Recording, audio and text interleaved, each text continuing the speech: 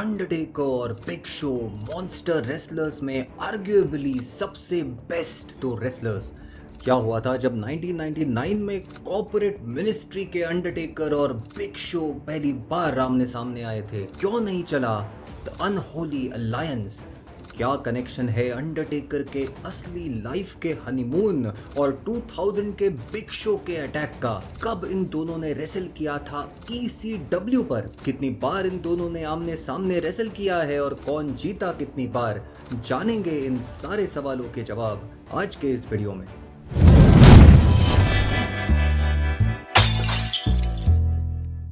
Big show ने अपने big league wrestling career की शुरुआत की थी 1995 में WCW से। 1995 से 1999 तक वो द जायंट नाम से WCW में रहे। इसके बाद 1999 में उन्होंने WWE के साथ 10 साल का कॉन्ट्रैक्ट साइन किया और फरवरी 14, 1999 पर सेंट वैलेंटाइंस डे मैसेकर पर ऑस्टिन वर्सेस मैकमैन मैच में अपने असली नाम पॉल वाइट से डेब्यू किया। बाद में उनका नाम द बिग शो किया गया। वही अंडरटेकर का सफ़र तो हम जानते ही है। 1990 में सर्वाइवर सीरीज पर अपने डेब्यू के बाद अंडरटेकर अपने किरदार को हमेशा रिफ्रेश करते गए और 1999 में वो अपने मिनिस्ट्री ऑफ डार्कनेस फेज में थे। कहानी की शुरुआत होती है मई 3, 1999 के रॉ पर। इस पॉइंट पर बिग शो फेस बन चुके थे और मैकमैन के खिलाफ होकर यूनियन का पार्ट बन चुके थे। वही अंडरटेकर अब अपने कॉर्पोरेट मिनिस्ट्री फेज में थे। ये इन दो मॉन्स्टर्स की पहली मुलाकात थी और एंटिसिपेशन ज़बरदस्त था। मगर यहाँ हमें बस 3 मिनट का छोटा सा मैच देखने मिला जहाँ अंडरटेकर ने ईथर नाम के किसी चीज़ का इस्तेमाल करते हुए बिग शो को स्लो कर दिया और उनके सर पर एक ज़बरदस्त बेसबॉल बैट शॉट दे दिया, जिससे बिग शो ये मैच डिस्क्वालिफिकेशन से जीत गए। तो स्कोर होता है अंडरटेकर 0, बिग शो 1। अब आते हैं एक महीने के बाद जून 7, 1999 के रॉ पर।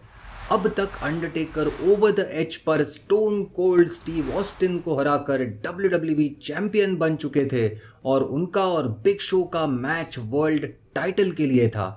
ये वही एपिसोड है जहां विंस मैकमैन को हायर पावर के रूप में रिवील किया गया था। ये मैच लगभग 7 मिनट चला। यहाँ बिग शो को एक लेजिटिमेट थ्रेट के रूप में दिखाना था, जिसमें बुकिंग टीम सक्सेसफुल भी रही। एक यादगार स्पॉट में बिग शो ने अंडरटेकर को इन एयर पकड़ के रिंग के आर पार चोक स्लैम दे दिया। What a moment. और इसी के साथ ये मैच नो कॉन्टेस्ट रहा। तो इसके साथ स्कोर वही रहता है, अंडरटेकर 0, बिग शो 1।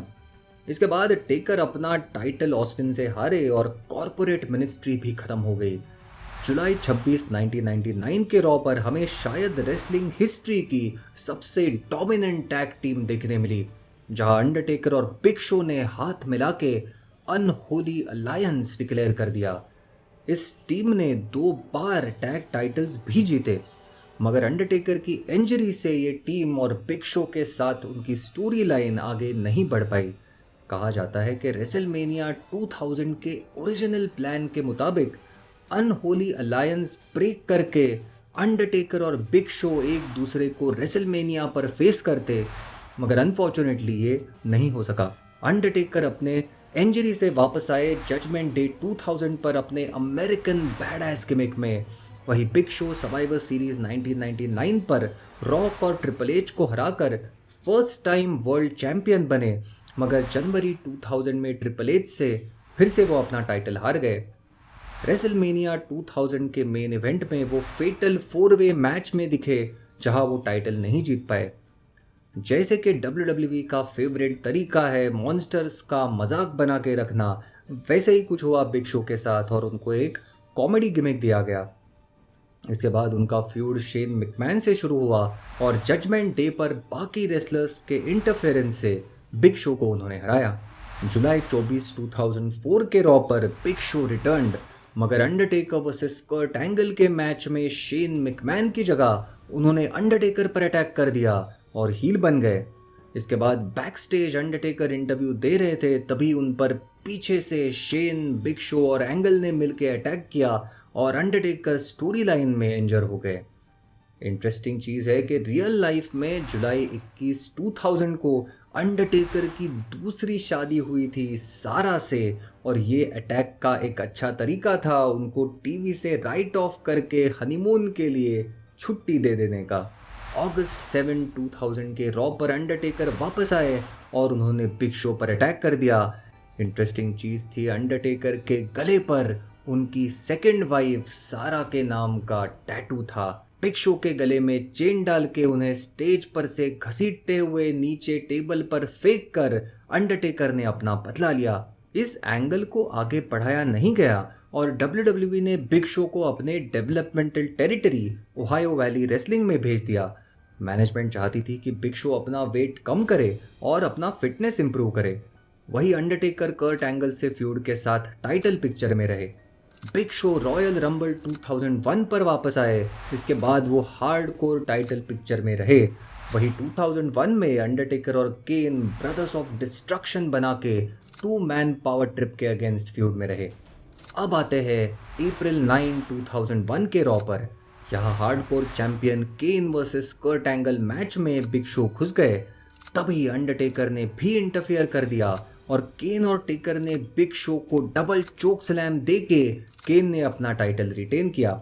इसका बदला लेने के लिए उसी एपिसोड पर Undertaker versus Big Show match set किया गया। यहाँ बस 1.5 मिनट के मैच में अंडरटेकर ने कॉर्नर पावर बॉम्ब देके आसानी से बिग शो को हराया। ये बुकिंग जेन्युइनली समझ में नहीं आया। खैर, ये अंडरटेकर की बिग शो के अगेंस्ट पहली जीत थी और इसी के साथ स्कोर होता है अंडरटेकर 1, बिग शो 1। अब आते हैं जनवरी 3, 2002 के स्मैकडाउन पर। उस वक्त दिसंबर 9, 2001 के वेंजेंस से आरवीडी को हराकर अंडरटेकर अब हार्डकोर चैंपियन थे। जनवरी 3, 2002 के स्मैकडाउन पर अंडरटेकर और बिग शो का मैच हार्डकोर टाइटल के लिए था। लगभग 5 मिनट का ये मैच ड्रैगन स्लीपर से अंडरटेकर जीत गए, तो इसके साथ स्कोर होता है अंडरटेकर 2, बिग शो 1। अब आते हैं अक्टूबर 24, 2002 के स्मैकडाउन पर। उस वक्त लेसनर WWE चैंपियन थे और उनकी एक रात पहले ही नो मर्सी पर एक ब्रूटल हेल इन अ सेल मैच में अंडरटेकर से भिड़त हुई थी, जहां अंडरटेकर हार गए थे। स्मैकडाउन के इस एपिसोड पर टेकर ने लेसनर को अपनी जीत पर बधाई दी और ऐसा प्रोमो कट किया जिससे लगा कि वो रिटायर हो जाएंगे, मगर अचानक से बिग शो ने आके उन पर अटैक कर दिया और उन्हें स्टेज से नीचे फेंक दिया। टेकर को स्ट्रेचर से वहां से ले जाया गया। इसके बाद 2002 में बिग शो टाइटल पिक्चर में रहे और WWE चैंपियन भी बने। रॉयल रंबल 2003 पर अंडरटेकर वापस आए और आते ही बिग शो के साथ अपना फ्यूड उन्होंने रिज्यूम किया। जनवरी 23, 2003 के स्मैकडाउन पर बिग शो ने अपनी जगह ए ट्रेन को अंडरटेकर के सामने भेज दिया। यहाँ अंडरटेकर ने ए ट्रेन को हरा दिया। फरवरी 6, 2003 के स्मैकडाउन पर हमें वो इंटरेस्टिंग सेगमेंट देखने मिला जहाँ बिग शो ने अंडरटेकर के लिए एक बड़े बॉक्स में सरप्राइज गिफ्ट भेजा था।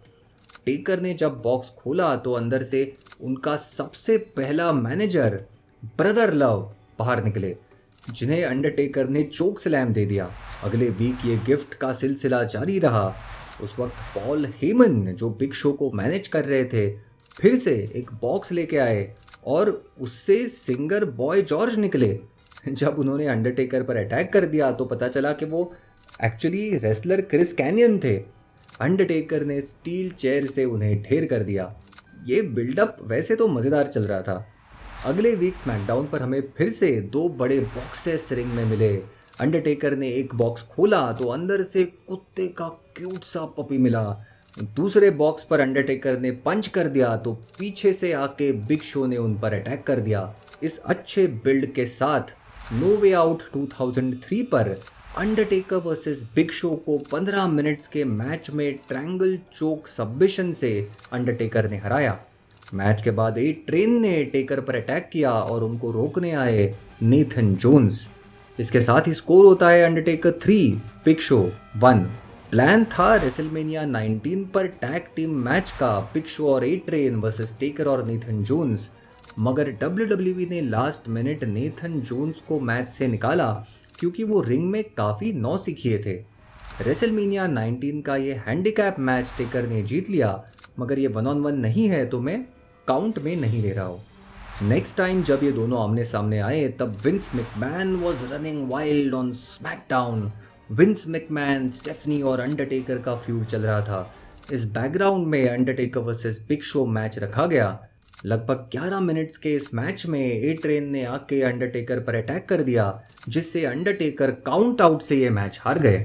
तो इसके साथ स्कोर होता है अंडरटेकर 3, बिग शो 2।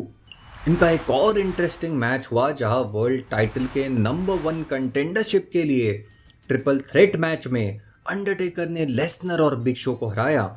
ये शायद इकलौता मैच है जहां अंडरटेकर ने लेसनर को क्लीनली पिन कर दिया था। इसके बाद अंडरटेकर और विंस मैकमैन के फ्यूड के बीच अंडरटेकर ने फिर से लेसनर और बिग शो को 2-on-1 हैंडीकैप मैच में हराया।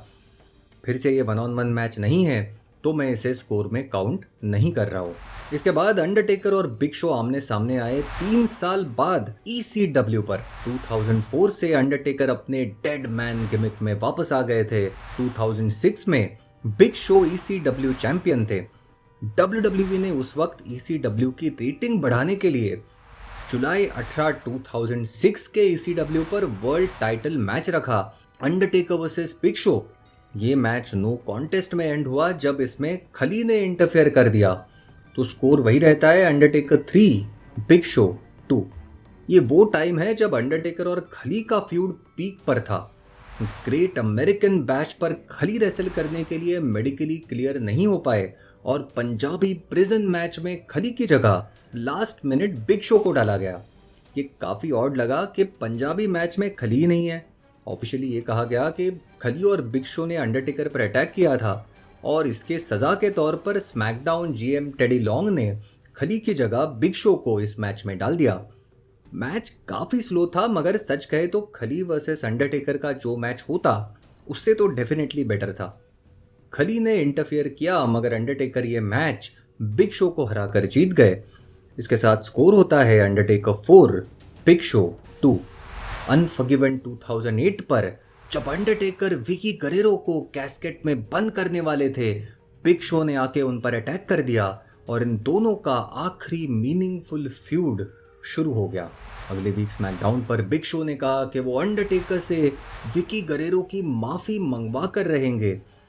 2 हफ्तों की आंख मिचौली के बाद अंडरटेकर विकी गरेरो तक पहुंच ही गए और उन्हें एक ज़बरदस्त टूम्बस्टोन दे दिया। नो मर्सी 2008 पर हमें अंडरटेकर और बिग शो का 1-on-1 मैच देखने मिला। 10 मिनट का ये मैच अब तक का शायद इनका सबसे बेस्ट मैच था। ये action packed match big show ने अंडरटेकर को नॉकआउट करके क्लीनली जीता। इसके साथ स्कोर होता है अंडरटेकर 4, बिग शो 3। अक्टूबर 24, 2008 के स्मैकडाउन पर हमें WWE champion triple H versus Undertaker title match देखने मिला। यहाँ बिग शो ने इंटरफियर कर दिया और स्टील चेयर से अंडरटेकर को डिस्ट्रॉय कर दिया।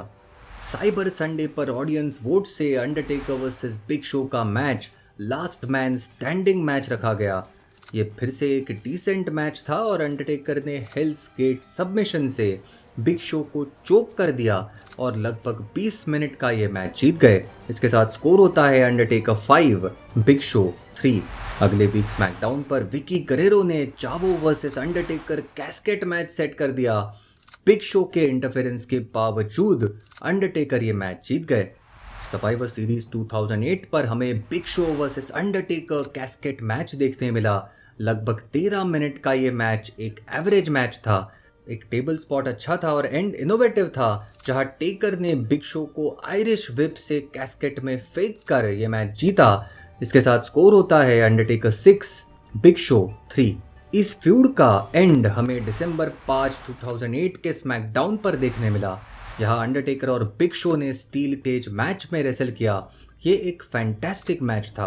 बिग शो के चोक स्लैम को रिवर्स करके हेल्स गेट सबमिशन से लगभग 16 मिनट का ये ज़बरदस्त मैच अंडरटेकर जीत गए और इसके साथ स्कोर होता है अंडरटेकर 7, बिग शो 3। अंडरटेकर और बिग शो का आखिरी 1-on-1 मैच हमें देखने मिला अप्रैल 24, 2009 के स्मैकडाउन पर।